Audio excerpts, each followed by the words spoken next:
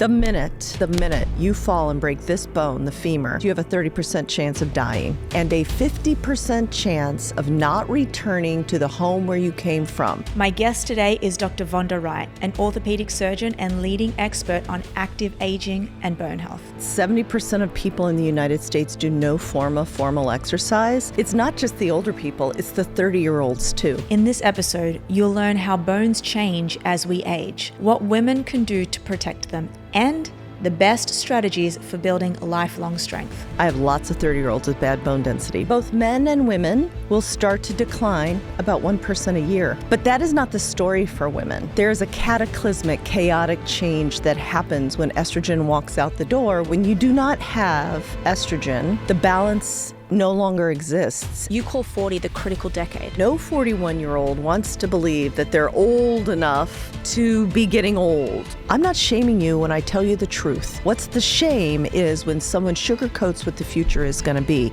if you don't step in front of it. My name is Louisa Nicola, host of the Neuro Experience podcast, and I can't wait for you to hear this conversation.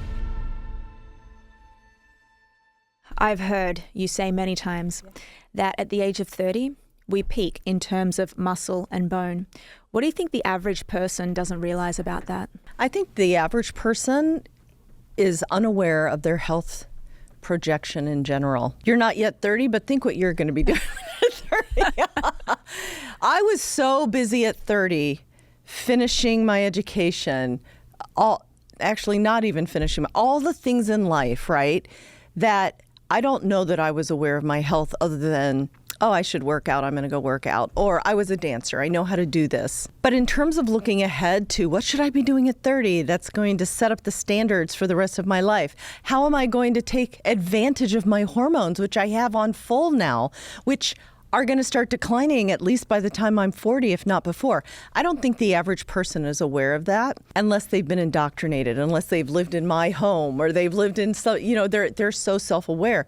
The fact that 70% of people in the United States do no form of formal exercise, it's not just the older people, it's the 30-year-olds too. So means that we're probably not aware of what's going to happen if we don't step in front of the aging process. So why 30 though? What happens at 30? And let's talk about bone specifically because you've brought this. I've brought my this femur. This is a femur. Yeah. I love it. I mean, it's not as heavy as what I would think. It's called a sawbone. It's how we practice surgeries. So tell me what happens to bone at the age of 30 and beyond. It's estimated that between 15 and 25, we will build peak bone mass, meaning the cortices will be as thick as they're going to get. The trabeculae will have laid. The trabeculae are the sponge-like insides of a bone. The cortices mean like a tree bark on the outside. Our bones are not solid, actually. They're almost hollow inside with a spongy inside. But we reach the biggest our bones are going to get, the densest our bones are going to get. It's estimated, depending on who you read, by 25 or 30. And then you maintain for a while. And then both men and women will start to decline about 1% a year. And men continue to slowly decline unless they have a metabolic issue and autoimmune disease. And then they can start having increased fractures at 50, but usually not until after 70 for men. But that is not the story for women. Women do have a 1% decline estimated a year. But there's a cataclysmic, chaotic change that happens when estrogen walks out the door, when we no longer have enough eggs in our ovaries to produce the level of estrogen that we've been making in our 30s or before.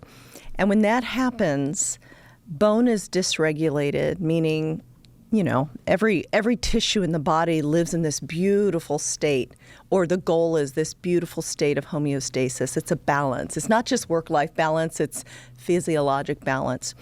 Bones do that too, but when you do not have estrogen, the balance no longer exists, and we break down more bone than we are capable of building. And that's why once you start in perimenopause, whether it's 45, whether it's early menopause at 35, you will lose, it's estimated, 15 to 20% of your bone density.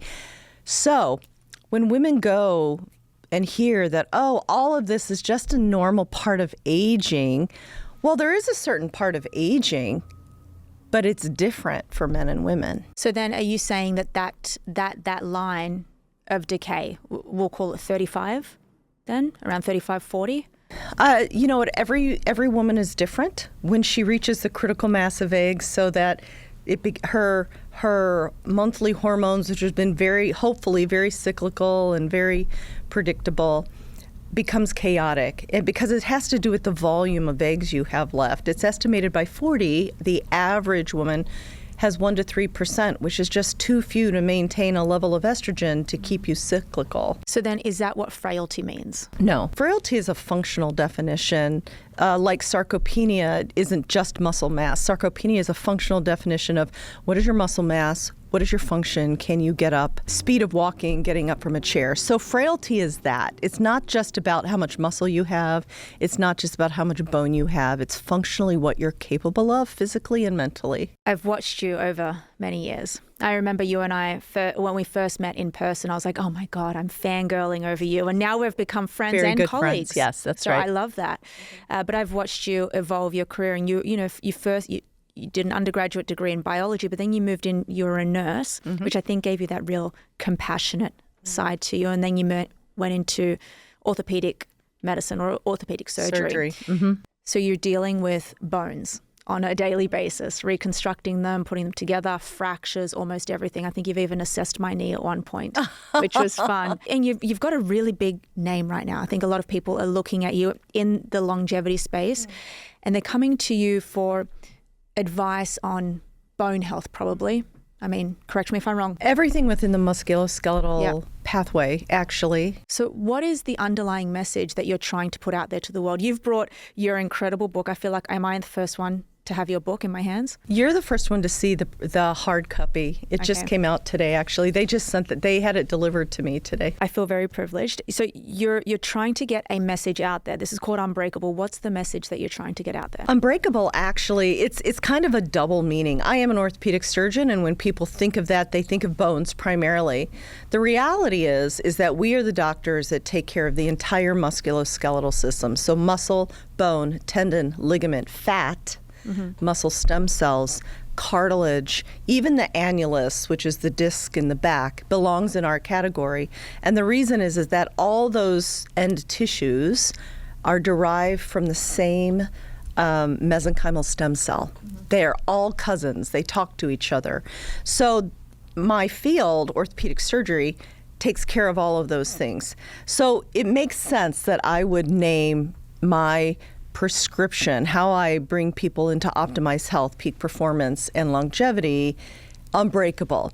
But it's more than just telling people the science of aging, which it does. It's more than just helping people assess where they are based on the latest longevity research, which it does. We built an assessment. But it is also mental resilience, because growing old is not for sissies. It is hard. It is hard mentally to not recognize yourself in the mirror anymore. It is hard mentally when you can't remember things quite as well. Even if you know you're not having problems with brain health, we kiddingly say, and you would know more about this than I do, the synapses aren't firing quite as well, right? So those recognitions that there are some changes that happen with age, Unbreakable is trying to address both the physical and mental resilience that we need to not age with frailty, which means you can't do what you want to do when you want to do it. Probably can't take care of yourself. Maybe you're breaking big bones like this. But building an unbreakable future where you can do what you want when you want to.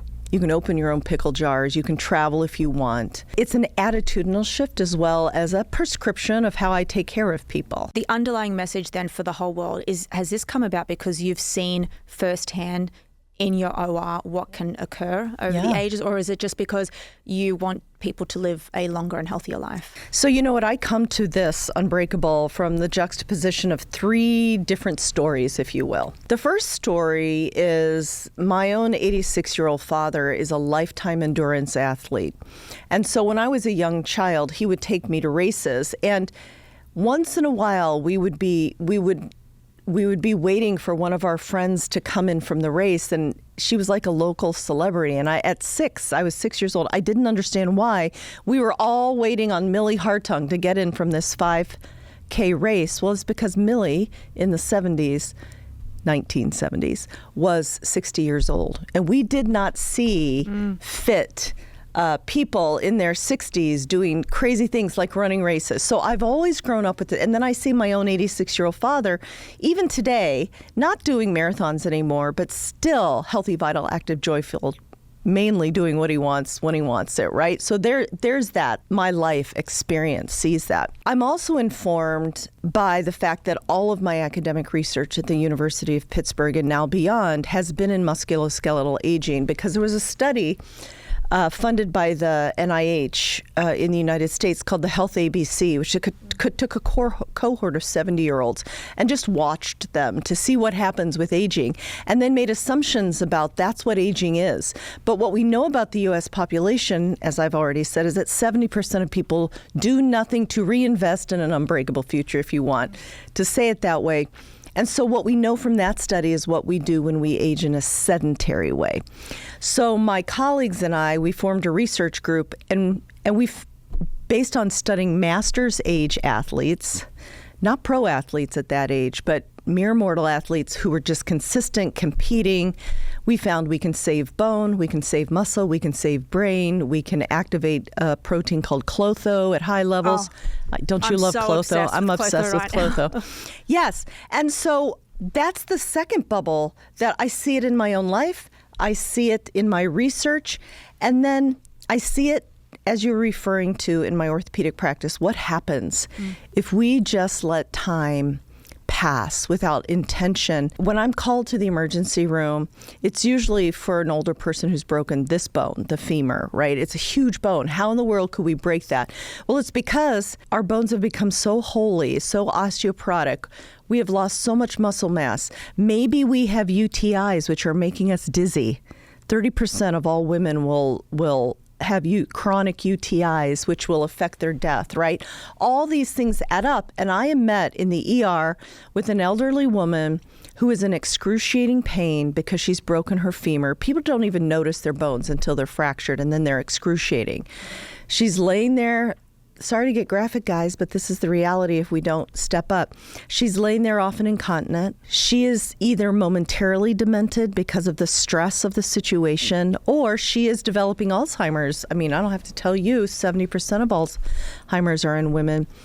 And her heart is probably so bad that it's going to take the medicine service, a minute or two or a day to optimize this heart so that I can do a 45-minute procedure, right? It doesn't take hours to fix a hip.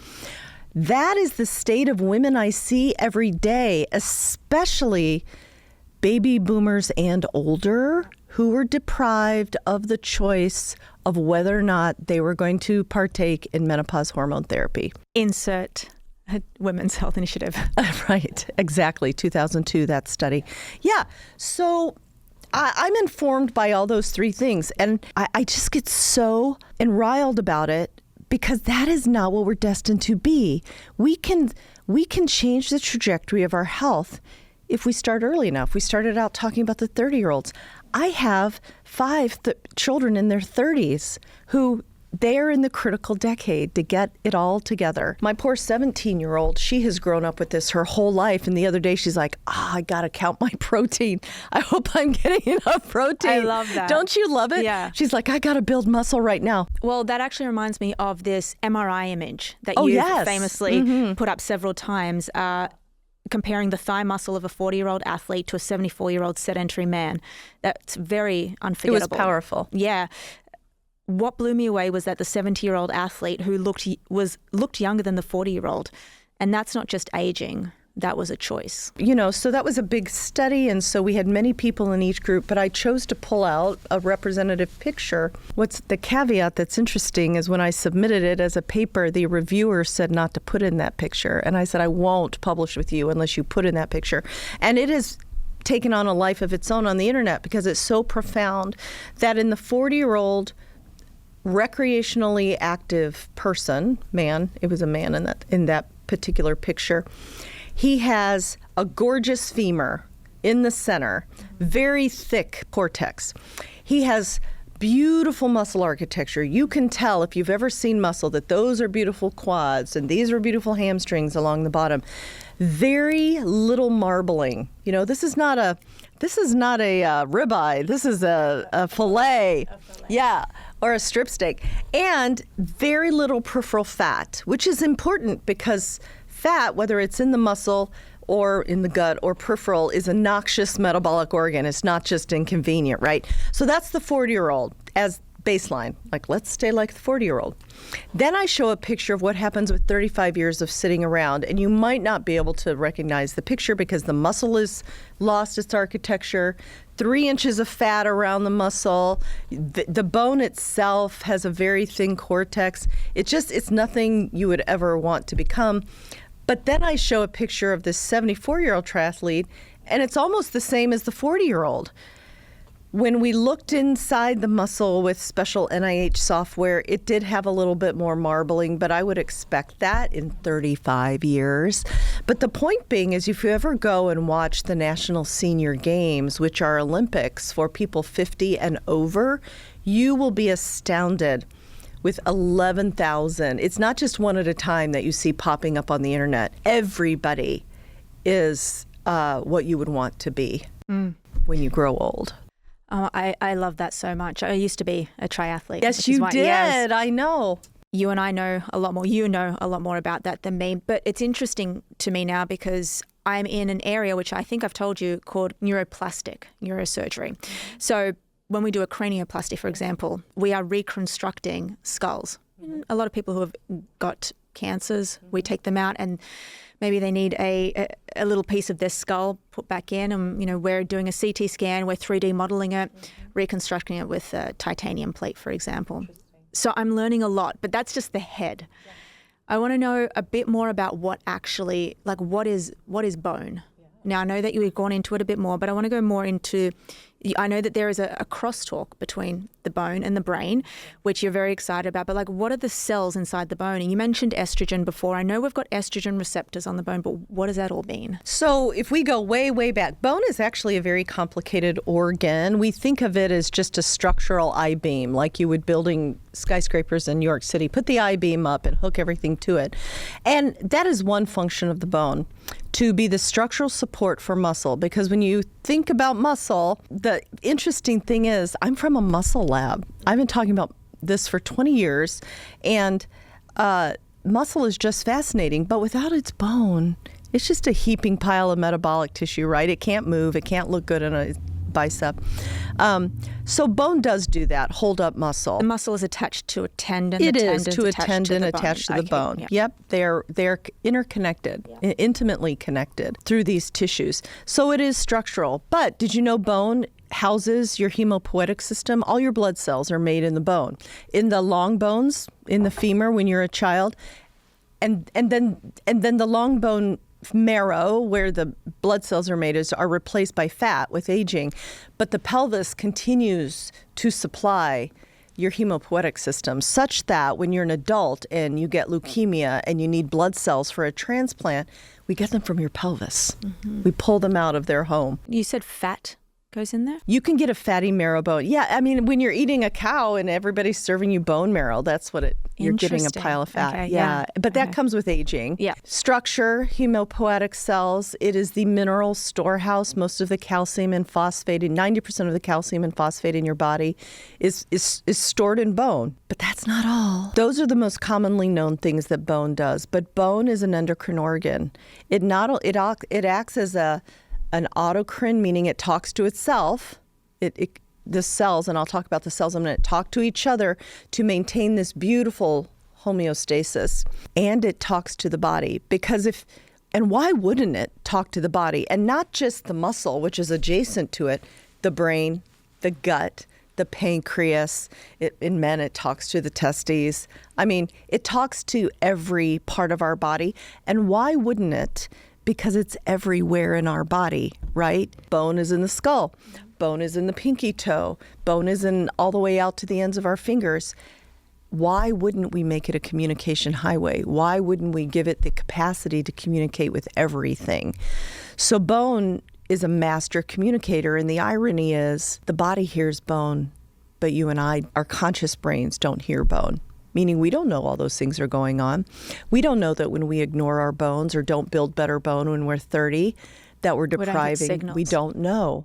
Okay, my friends, let's talk about blood work, because if you don't know what's hiding behind the hood, how do you know how to optimize? I chose Function Health because it's the only platform that gives you access to data most people never see, and the insights to actually do something about it. Inside Function, you get access to test over 100 biomarkers, from heart and hormones to toxins, inflammation, and stress. It's all tracked in one secure place over time. That's why leaders such as Dr. Mark Hyman, Andrew Huberman are behind Function Health. One thing I learned from my own function testing is that iron doesn't work in isolation. It depends on ferritin, which stores it, and copper, which helps mobilize it so you can actually use it. If ferritin is low, your reserves are running dry. And if copper is low, iron can get stuck in the tissues, unable to do its job. That's why supplementing blindly can backfire. If you don't want to be in this position, which most girls are, to be honest, Function gives you the full picture. And guess what? The first 1,000 people to join gets a free $100 credit towards their membership. Just visit functionhealth.com/Louisa Nicola, or you can use code NEURO100 at sign up. What's the pathway of communication? Because for the brain, we've got 12 cranial nerves. The brain responds to the body via those nerves and back and forth. Are they nerves, or is it just the cells? Proteins and enzymes that the bone makes. So fat makes hormones, muscle makes hormones, bone makes hormones. They're family. All of them intertalk to each other. But if we're talking about bone, one that I talk about with some frequency now, and I brought one just for you today. Osteocalcin is a hormone that the bone makes. Our bones, we have different kinds of cells. We've got an osteoblast, which is the kind of cell that makes bone. Its job is to lay down good bone. We've got an osteoclast, which actually comes from the bone marrow, from hematopoietic cells. Osteoblasts, the building cells, come from this mesenchymal stem cell. The osteoclast comes from the hematopoietic cells.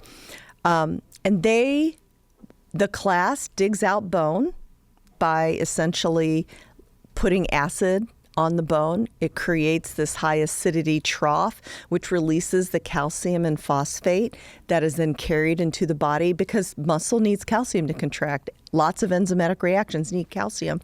So we release calcium, but you can't leave a giant hole in the bone.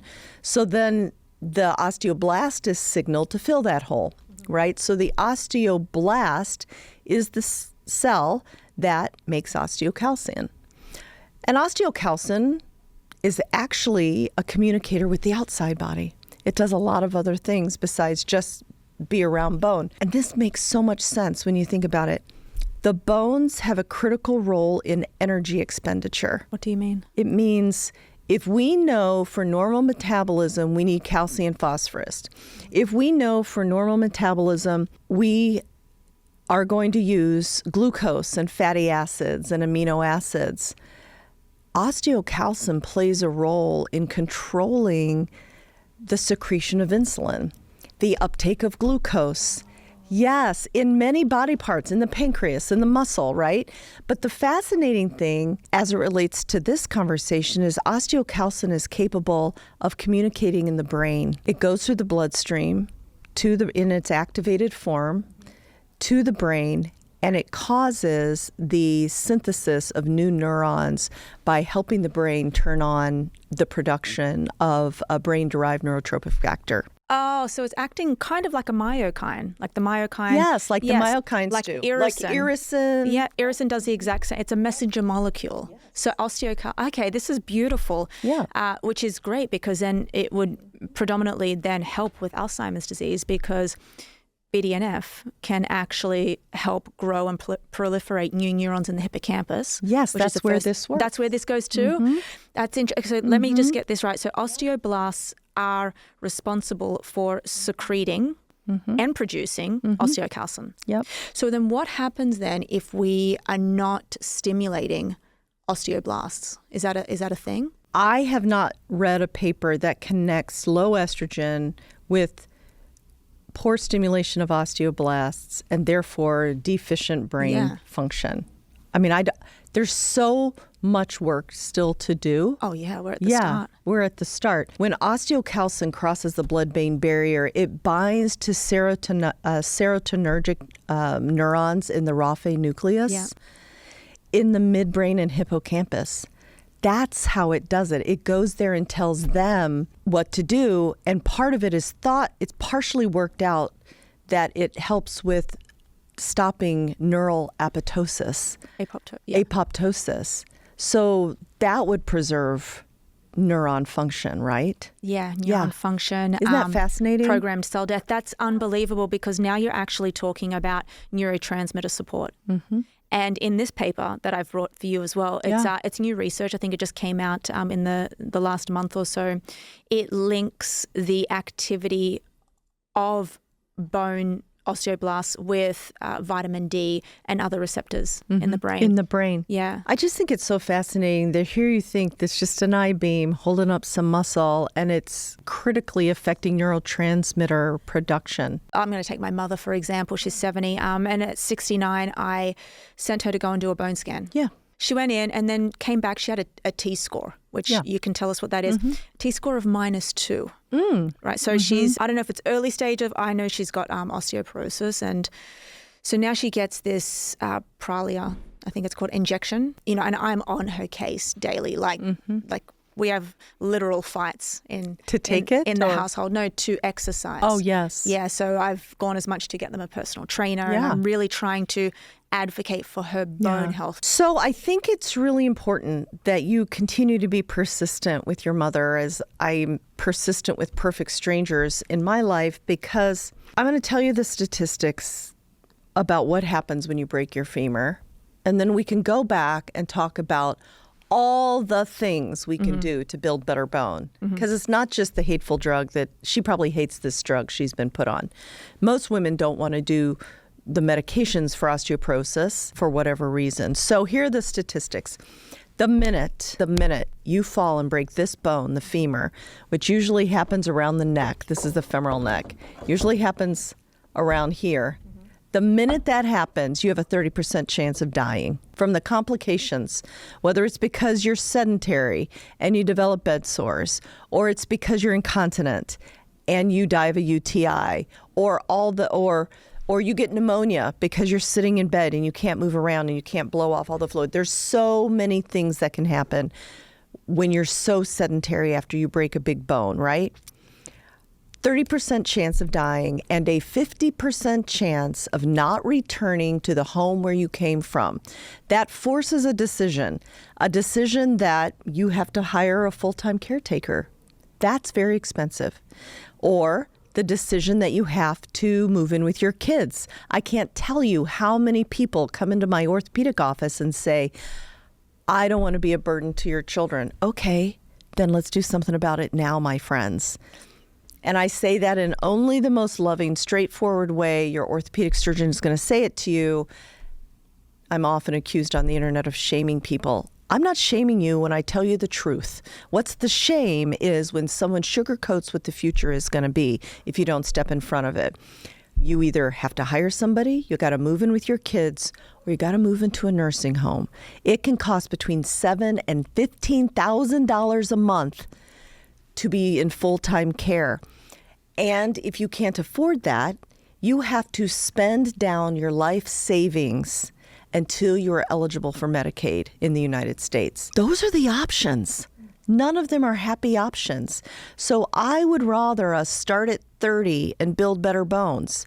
I would rather us, the minute we find out we're osteopenic or osteoporotic, to do everything on this earth to build bone, whether it's to take a medication, whether even at 70, it is to consider whether some kind of hormone optimization might be good for you. Maybe your heart can't tolerate anymore because you have a lot of heart disease. Systemic estrogen, You could have vaginal estrogen so that you don't get UTIs and die as a result of chronic bladder infection, or get dizzy standing at your sink from having a bladder infection, right? So we need that decision no matter what age we're in. There is not an age when lifting weights is not going to positively affect your bones. Even if you've never lifted a weight in your life, let's start with body weight. Let's retrain our neuromuscular pathways. Let's progressively overload. I mean, there are lots of anecdotal stories all over social media and in my life about people who've just picked up weights in their 60s and 70s because muscle attached to bone will pull on bone, as will jumping, whether you're jumping in the water, jumping on a trampoline, jumping on terra firma. That mechanical impact is turned into biochemical signals to build more bone. There was a really famous study out of New Zealand. I forget her name, but Beck. She took a group of middle-aged women and she got them to jump for 10 minutes 3 times a week. And she took, I think it was 10 minutes, but she took women in 10 weeks who were osteopenic to normal bone density. Yep.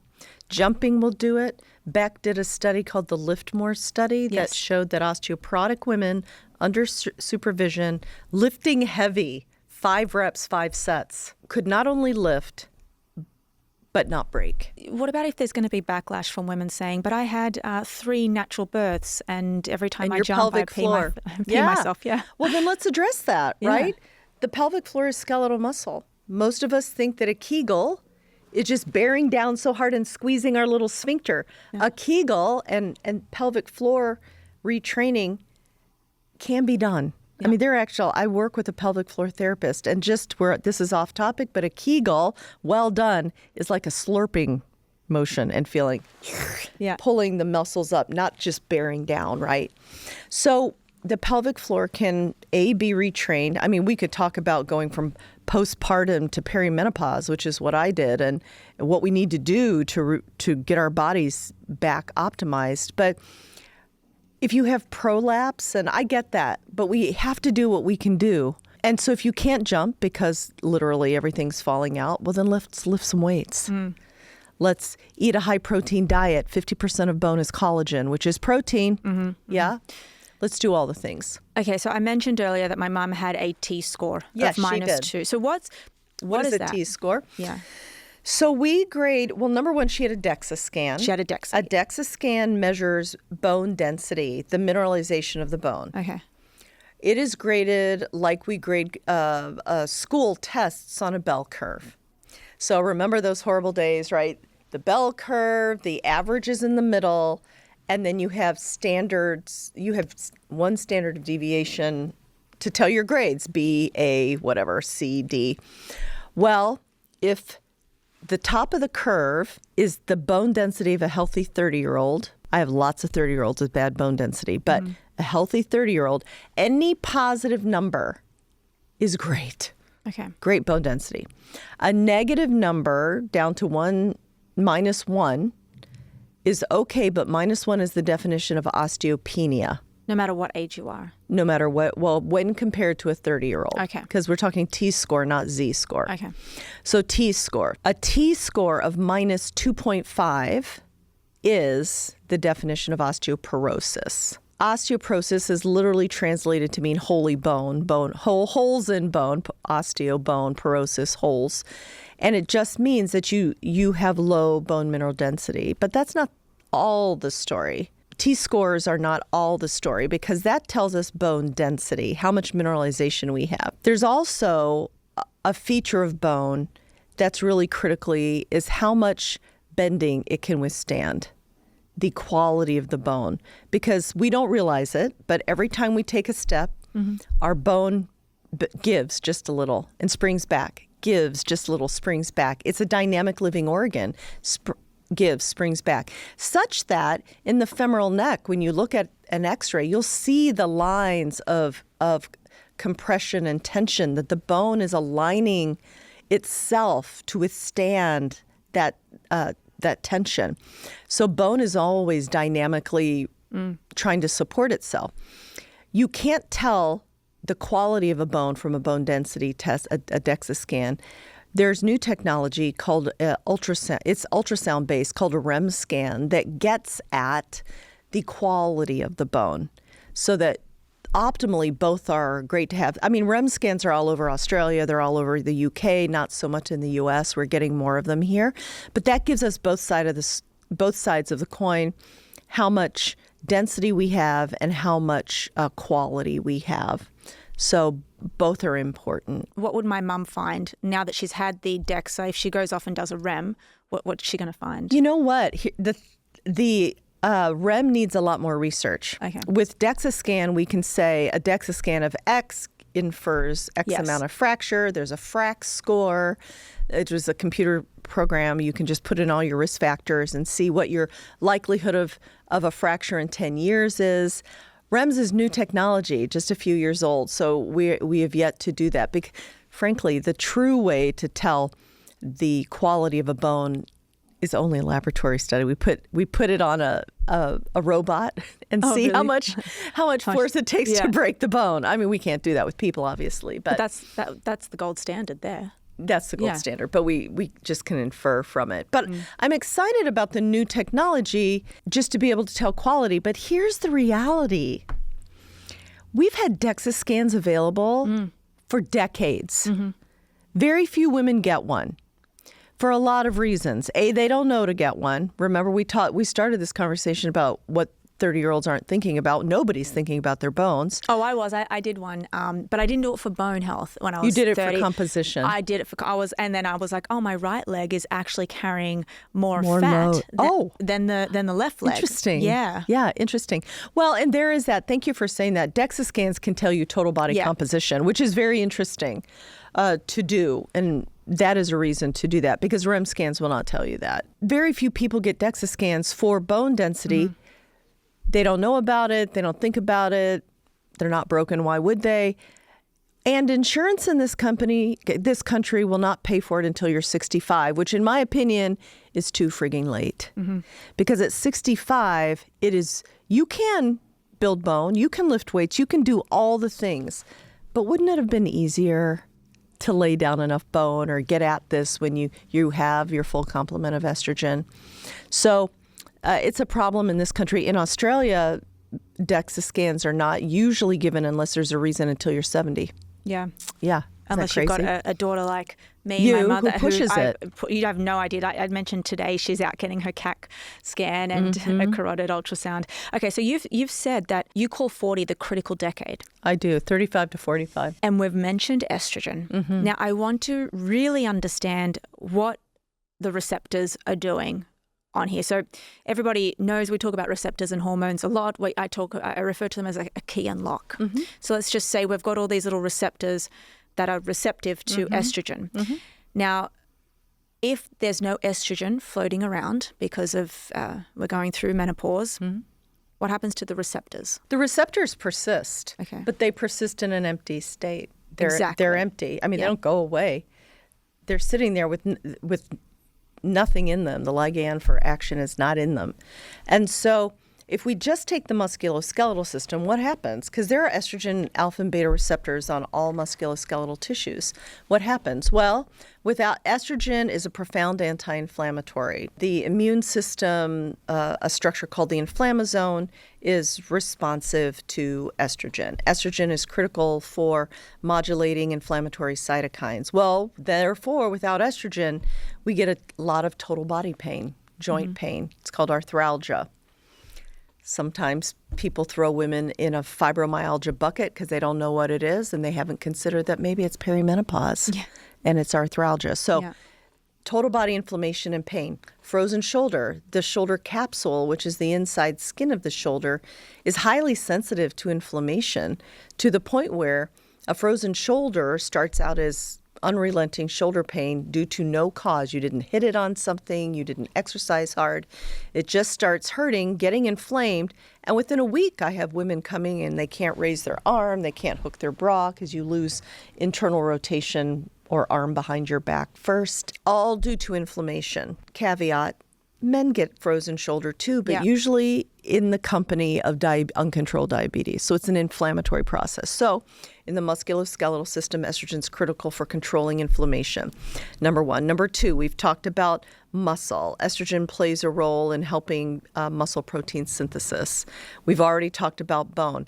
Ligament and tendon also have estrogen receptors, which are critical for maintaining the health of muscle, of tendon and ligament, because even in our youth, tendon and ligament have very poor blood supplies. That is on purpose. Mm-hmm. They are strands of collagen sliding next to each other, and they don't repair themselves well even in youth. Mm-hmm. And then you lose your hormones, and you have less blood supply even around the outside sheath, the peritoneum, which is what it's called, the sheath around tendons.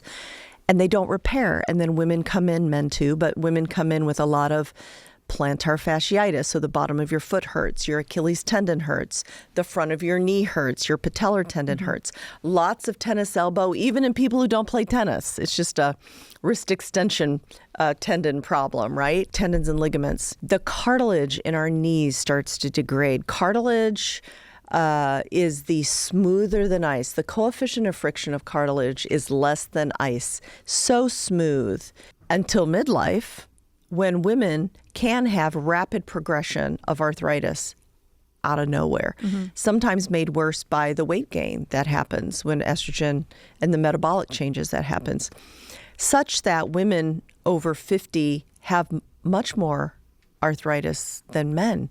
And prior to 50, men had more.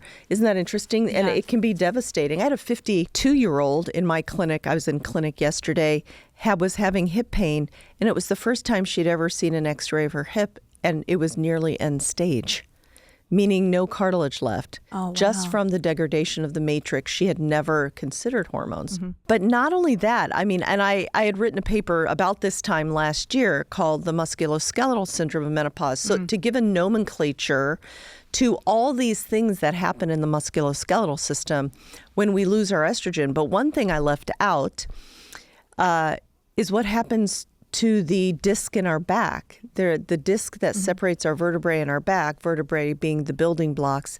Between them, we have this spongy disc, a little bit like a donut, a harder outside called the annulus, and it's like a jelly donut. The outside is harder, the inside is more gelatinous. The annulus portion of the disc repairs itself less well. Story of the whole musculoskeletal system adds to low back pain and bulging discs, which are endemic. Yeah, and then the cure for this is usually I'll go and get a massage, or I pulled my knee at the gym, or I did this. I'll rest. I'll just rest. No one really ever turns towards estrogen, and I'll tell you why. I've got a very good, very close circle of girlfriends who are older than me. They're mid-40s, early 40s. Even this morning, okay, one of my girlfriends, she keeps saying, I don't understand why I'm having these sleep problems. She had this issue with her wrist as well. And I've been hearing this for 2 months. I said, listen, I don't know if you want to hear this. She's 41. It sounds like, because you never want to put, I said, it sounds like to me, based on the symptoms that you've been telling me over the last few months, that you may be in perimenopause. No, Louisa, my hormones are fine. How do we know that? Exactly. So I just don't see any woman ever rushing towards an endocrinologist or their OBGYN to discuss a hip, like their hip is hurting or their knee hurts. We're suffering like a badge of honor. Many women say to me, I have a very high pain tolerance. Well, how do you know that? Unless you bear the pain. Yeah. I mean, and I do that. I mean, I've got a very painful hip. I'm not going to go in, because what am I going to do? Stop doing, right? So but I don't stop. We just work harder in the gym, right? To build strength around it. But I hear you. No 41-year-old wants to believe that they're old enough to be getting old. But the reality is you can't control that. By 41, it's estimated we have 1% of our eggs left. Whether it feels comfortable or not, and I can completely relate to this, and I'll tell you my story. With 1% of our eggs, you do not have the consistent levels that you once did. You can't. and you're going to feel changes. I'm not saying you're in menopause. I'm not saying that you're not going to have a period for the next X years, but it's not the same. And the sooner we get in front of it, the better we'll be. A huge thank you to Ketone IQ for sponsoring this episode. There are days when I need to go deep. No distraction, no jitters, just clean mental clarity. So I've started taking, again, Ketone IQ. It's not a stimulant. There's no caffeine, no sugar, just clean ketones that cross the blood-brain barrier and fuel your neurons directly. You've been listening to the podcast, so you've heard me speak about the brain's primary fuel source, which is glucose, but it also uses ketones. And let me tell you, it uses ketones much more efficiently. So when I'm writing or analyzing data or prepping for a talk, I take a shot of Ketone IQ, and honestly, it's like flipping a switch. I feel focused, clear, and in control without the crash that usually follows coffee. And guys, the science is solid. This stuff supports mitochondrial ATP production, reduces oxidative stress, and even activates protective genes like SIRT3 and PGC1 alpha. It was originally developed for elite soldiers through a $6 million DoD contract, but it's now used by athletes, entrepreneurs, and people like me. And unlike most ketone products, this one actually tastes good.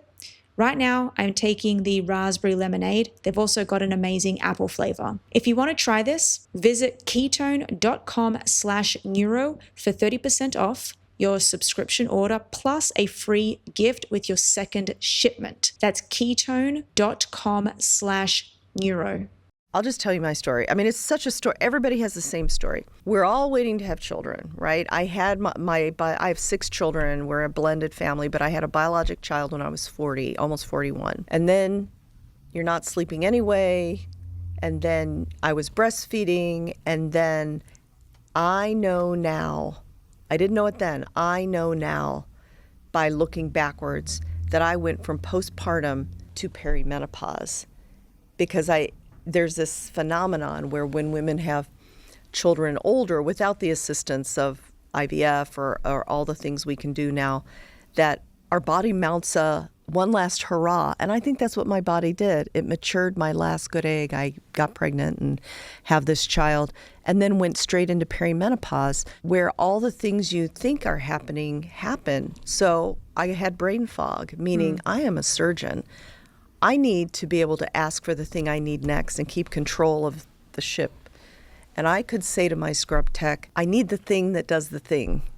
I knew I wanted a pickup, but I couldn't say I need an Atson. Is that brain fog? Yes. Or is that just lack of memory?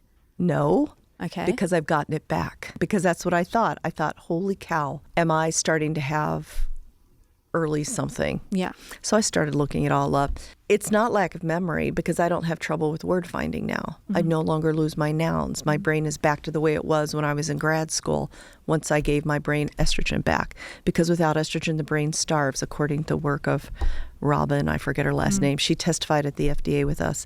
So there was brain fog. There were palpitations of my heart. My family dies of heart disease, and I thought I was dying in the middle of the night when I was having chest palpitations. It was in the middle of the night? Mm-hmm. Okay. So I called up my cardiologist. We got on a stress test, and I had a perfect heart. No right? AFib? No. Nothing. Okay. It was nothing. Not sleeping. Gained the weight. I had never gained weight. I was a dancer. It was easy I was one of those annoying people. It was easy for me. Not anymore. My hereditary cholesterol problem went up like so many women get dyslipidemia. I discovered by experimenting with a CGM that my glucose was staying up higher than I wanted. So all the things started happening in the early 40s. And it was a shock to me, which was stupid because I am an aging researcher. I'm a musculoskeletal aging researcher. And I think that I thought it would never happen to me.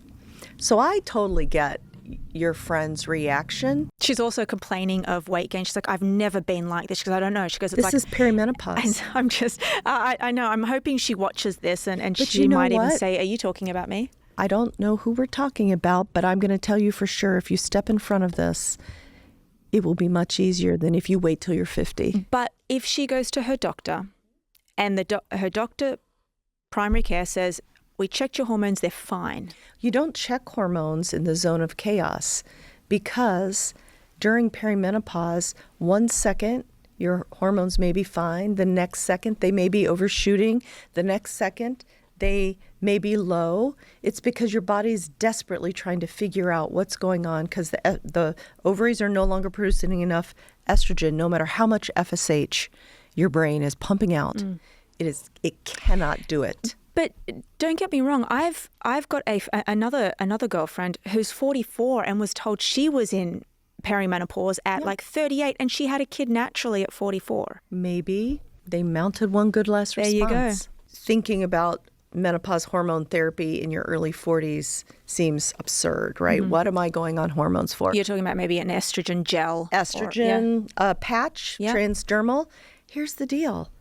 For women who choose birth control, with an estrogen birth control, those doses, not only is it synthetic, those doses are 10 times the dose it takes to optimize menopause hormone therapy, with which we use bioidentical hormones. Yes. Right? Now we do. We do now. I mean, Premarin still exists, synthetic still exists. But so all these things are what myself and you and the group of people that are talking in this menopause space are trying to clarify, because the reality is no matter when you recognize that maybe you're going into it, birth, death, taxes, and if you live long enough, menopause, the 4 for sure's in life. I love that. Taxes in New York really hit me hard, so don't worry, I am there. Yes. We're going into a field going off script now, but you did testify. Didn't you in go front to of the FDA? in front of the FDA. Yeah. What was that about? Women's health can be highly political. It can, because policies are set, right? I mean, it can be political, but at the end of the day, a woman in need is apolitical, right? And so this Marty McCary, the current head of the FDA, decided it was time to talk about estrogen. That hasn't been done for a while. Prevention has not been on the minds of people in control of policy, no matter what you like or don't like about the current situation. A table was made, and so 10 of us went to sit at that table. There were 5 of the researchers that have been doing hormone and midlife and menopause research for 40 years. These were the giants. 5 of us are the current vocal leaders in the space because they wanted current expertise as well as research expertise. And we were asked to prepare 5 minutes to talk about estrogen, and particular vaginal estrogen, but estrogen in general, hormones in general, as it pertains to our field. And so each of us prepared. There was a cardiologist, Dr. Simon. There was 2 urologists, Rachel Rubin and Kelly Casperson. There were a variety of OB-GYNs who had been around since before the WHI. One of the researchers on the WHI was there. There was myself. I talked to the musculoskeletal, all the dire statistics. Like, we can argue about whether we think estrogen's good for the heart. It is. We can argue whether we think it's good for the brain. It is. We can argue about anything. We cannot argue. The data is clear. The FDA has approved estrogen for the prevention of osteoporosis in postmenopausal women. I'll take the 50% of women I'm going to save while the world argues. But so we presented all these data with the goal of opening a conversation at a national level so that it would be now actually the FDA is taking open comment. Anybody can leave comments for them, research for them, so that they can convene the types of committees they do to make changes. Because what we're trying to do is start with removing the box warning on vaginal estrogen. The box warning is that terrible cross and skull, like they have on skull cigarettes? And crossbone, yes. Yeah. Saying that vaginal estrogen will cause stroke, blood clots, heart disease, all the bad things. There is no data for that. They just lumped it on there. Vaginal estrogen is not absorbed systemically. It's all local treatment for the genitourinary syndrome of menopause, which kills a lot of women. And so we're starting there. Is this still because of the WHI? Is that? It's entirely because of the WHI. 40% of women, my God, 40% of women before the WHI were taking menopause hormone therapy. Yeah. Now, currently today, it's estimated between 4 and 7%. What? Yes. So whether you feel like you're having, I get this all the time in my clinic. Well, I didn't have many symptoms. I didn't have hot flashes. My sleep's okay. Well, okay, I love that for you, but you don't know what's happening to your heart, your cholesterol, your sugar, your brain. There's got to be a reason that 70% of all Alzheimer's is in women, besides the XX chromosome. So you're trying to argue, to get it to get the label off the box label first, off vaginal estrogen, and then open the door for a more open conversation about the role of menopause hormone therapy to treat women. Because in this country, when we say women's health, we assign it to only the OB-GYN doctors. It's not their job. It's every doctor's job. And we think about it as only gynecourinary. But in surgery, there's an incision where it's a C-section incision called the fan and steel incision. That's what we think it is. That's not women's health. Women's health starts from the brain through every organ system, including the musculoskeletal.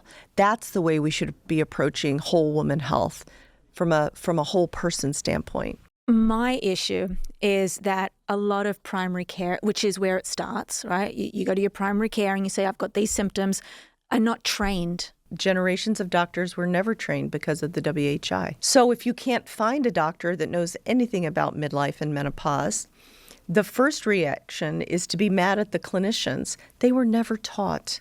Generations of medical school students were never taught. You'd think endocrinologists would know a thing or two, though. Endocrinologists, by and large, treat diabetes. There are some. I don't want to make a categorical thing, but by and large, that's what they treat right now.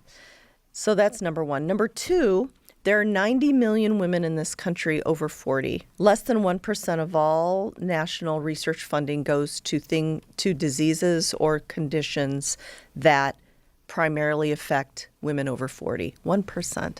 We're a quarter of the population. Women's health research, and we're 51% of the population, is mostly focused on reproduction.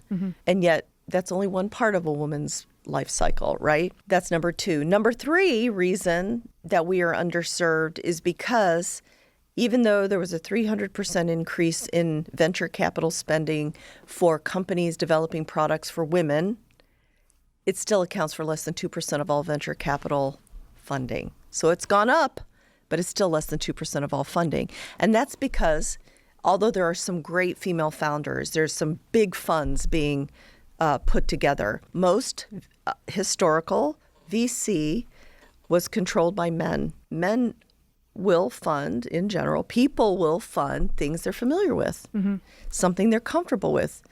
Imagine being a female founder sitting in front of a room of 12 venture capitalists pitching your vagina product. You're doing this all to advocate for the use of estrogen at a certain age, if you need it. The FDA or my work in general? The FDA. Yeah. Okay. To try and get everyone to consider these data. Yeah. Let's talk about critical mass. Parity would be as much money is spent on women as men. Getting products through the FDA for women equally for men. That's parity. I would take critical mass, which is about 30%. May take forever to get parity. There are 29 products for erectile dysfunction and male sexual hypogonadism problems. On average, it took 6 months to get Viagra. Let's take Viagra. 6 months to get through the FDA because it was considered an emergent medical thing, right? 6 months. There are now 29 products. There are 2 for women. When Addie, which is one of the products that I have read about the most, was put before the FDA, it took 7 years. There's only 2 for women. And then they ask for more data after 7 years. So there is no parity in VC, there's no parity in research funding or access to care. And those are all things that are worth working for. Oh, yeah. Yeah. Saving lives at the end of the day, especially for women. I don't think the millennials are going to put up with it, right? So the baby boomers are a generation that put up with it, and frankly, they're a little screwed. The Xers, my generation, are the ones screaming from the rooftops right now that I don't want somebody to feel like I felt, let's change something. I have 4 millennial daughters and daughter-in-laws right now. I don't want them to go through this at all. The oldest millennials are like 44. They can choose to go through it like I went through it, or they can get in front of it and they can educate themselves. This is coming. What do I do about it? They can identify where they're going to, if they make their menopause hormone therapy decision, what they're thinking about doing and who they're going to get it from. Yeah. Right? Before it's a desperate situation. And then if I had to do it all over again, I would learn to powerlift then. I learned to powerlift in menopause. I would learn to powerlift then. I would stop being such a marathon runner then. I would do all the things that I do now as a lifestyle. I would have started it then, so that you never have to go through it, to save yourself. Yeah, because you talk about this a lot, where you're kind of banking. I use this word banking now. You want to bank as much muscle as you can. Yeah. As much bone as you can in your 20s and 30s. Yes. Because the decline is going to happen. I tell myself that every day. I'm like, the decline is going to happen. Yeah. So I'm trying to bank as much as I can. Yeah. Even for my heart health, I'm trying really hard to get my VO2 max to its really high. Yeah. Yeah. Well, you're a triathlete. You probably gotta. But I've still I know got you're it in very me. careful. You're very careful, because true athletes say that. They're like, okay, I get it. I'm not what I was. Let's talk about becoming unbreakable. Yes. So you've treated elite athletes and frail patients. Yeah. What's the prescription that works for both? I think it's a matter of degrees, right? When I say things, and I'll just give you what I lay out for my people. It's a matter of degrees. So I don't want a frail person to be discouraged because it sounds too much. I'm not asking you to lift heavy for my elite athlete. I'm asking you to lift heavy for you. So the structure is, lots of people come to me wanting, because they've read it or heard it somewhere, all the latest longevity gadgets. Which red light should I buy? Is plunging? How about this peptide? And that's fine. I'm fascinated by it, and all that that research influenced stuff. That's fine. I'm fascinated by it. But I never skip from sub-health, or as I describe in Unbreakable, fine. You feel fine. You're getting through your day. You're fine. Yeah. But you're not health optimized. Your labs are not optimized. Your exercise is not optimized. So the structure I take people is, if you come to me fine, we're going to optimize. After optimization, then we'll throw in the things that I do for that in my practice and we do for peak performers. And when you are really firing on all cylinders, and if we still need to bridge some gaps, or you think a technology is cool, then we can do the research-influenced, not research-based interventions. So that's the structure. So when we're optimizing, what does it take? Well, there's the education component, which we've been talking about the whole time. There's for women, there is the make your menopause hormone decision component. Number 3, there is the smart nutrition. And just to be simple about it, talking about building an anti-inflammatory, enough protein diet. That is not I don't even like the word diet. That is a lifestyle. It's just how you eat, right? But then when we're talking about physical, I have this acronym, I've used it for 20 years, called FACE. We are not 20 anymore. We can't spend all night out Friday and then do high sports on Saturday, right? There are 4 components. Face your future. F is flexibility and joint range of motion. The natural history of tendons and ligaments is for the collagen fibers to become increasingly covalently bonded and stiffer. Therefore, more injury. So we need to spend time making sure that they're going out to proper length. Tendon, ligament, muscle, because they'll work better when they're at optimum length. And you will retain your joint motion so that you don't start shuffling, so that you don't start getting hunched over and have more injuries. So flexibility and joint motion. A is aerobic. I used to be of the only aerobic crowd and do all of those marathon type things. And we still need aerobic capacity. We still need to build our hearts. We die of heart disease in this country.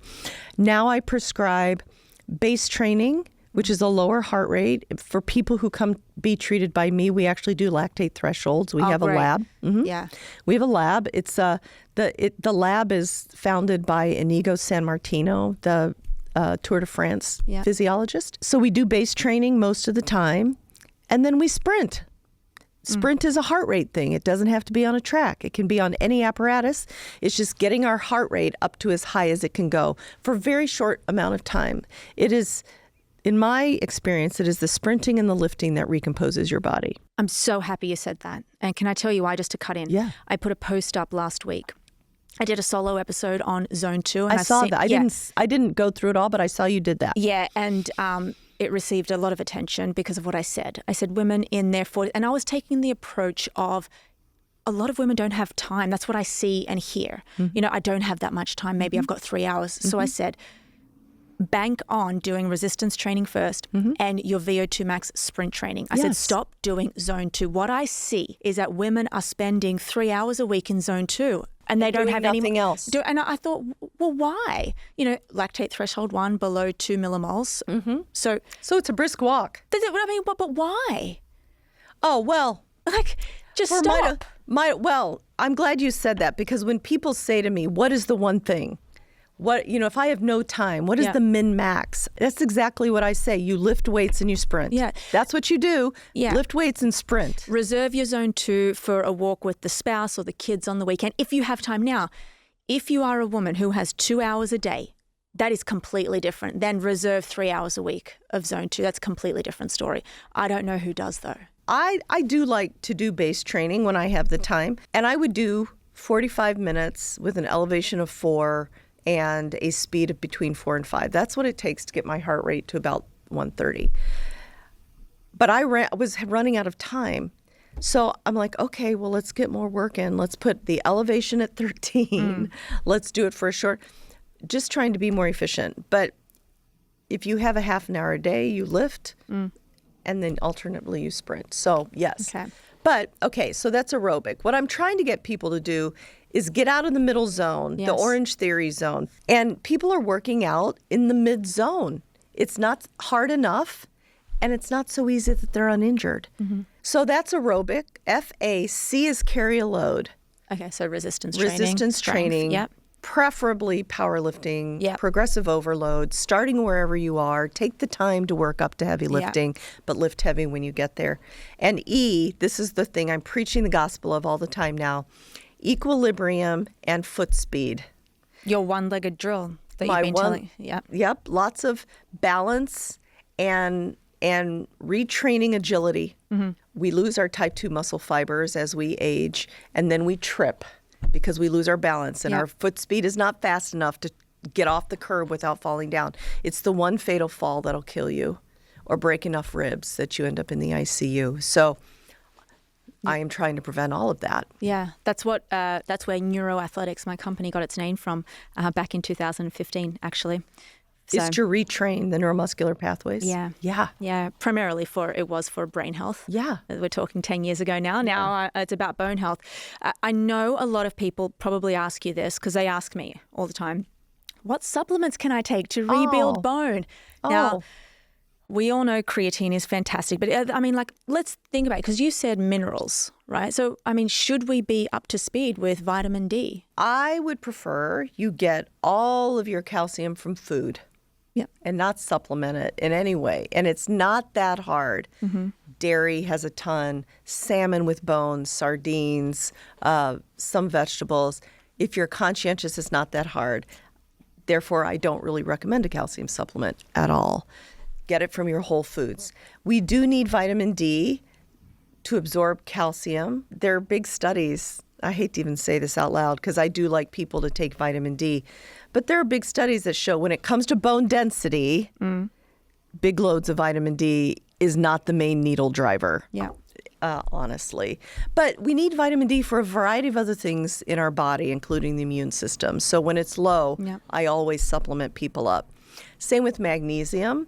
Magnesium is needed for 300 enzymatic reactions in the body. So we tend to assign it to bone, but I assign it to metabolism. So vitamin D and magnesium. Magnesium also helps you sleep. And it's a precursor to vitamin D. Like you can actually raise somebody's vitamin D by helping it absorb with the magnesium. That's what I mean. Yeah. Not precursor. Yeah. Yeah. And then if we're talking about short stacks of supplements, omega-3s, great for anti-inflammation, brain health. You would know more about that than me. And then creatine, isn't it interesting, right? I first started being aware of creatine in 1992, which is when we first started giving it. Arnold Schwarzenegger days. Yes, exactly. Yeah. We started doing huge loads for Olympic wrestlers. I was in that community at that time. And it would have to be cycled on and off every 6 weeks. We were worried about kidneys. That is not what we're talking about today, people. There's so many studies about low-dose creatine, 5 grams for the muscle. The muscle will become saturated. But what do you think of that study that came out a few months ago about creatine for the brain? Oh, I hammered that on Instagram because like it turns out study? that so the 95% of the naturally produced creatine, 95% of it gets stored in our muscle. So when we're actually having the 5 grams a day, it saturates the muscle. We know that. But now we know that you have to have a significantly greater amount, 10 grams to 20 grams, for it to saturate the brain, because what happens is it loses some of its bioavailability when it crosses the blood-brain barrier.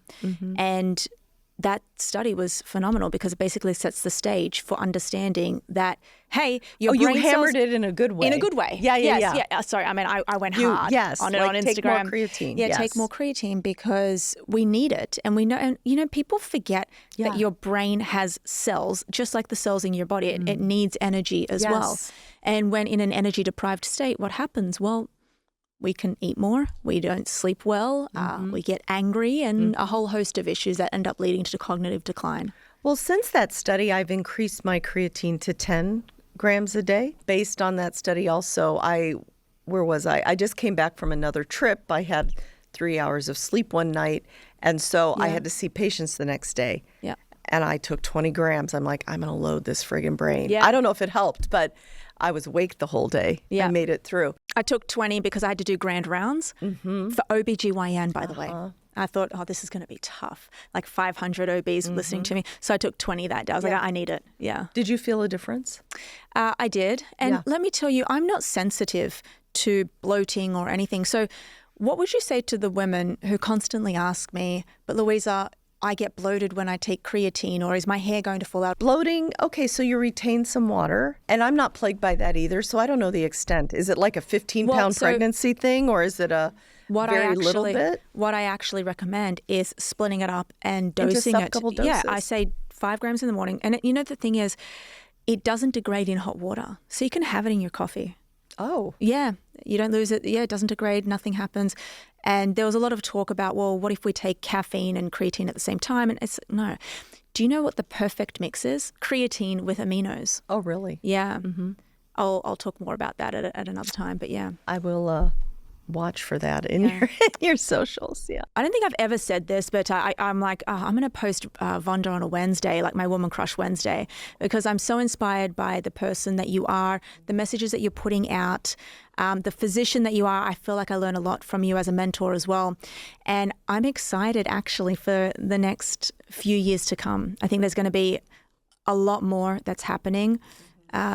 You and I may even have a study come out together. Yes, let me launch this book and we're going to write that paper. Congratulations on this, and thank you for coming on the podcast. Thanks for having me.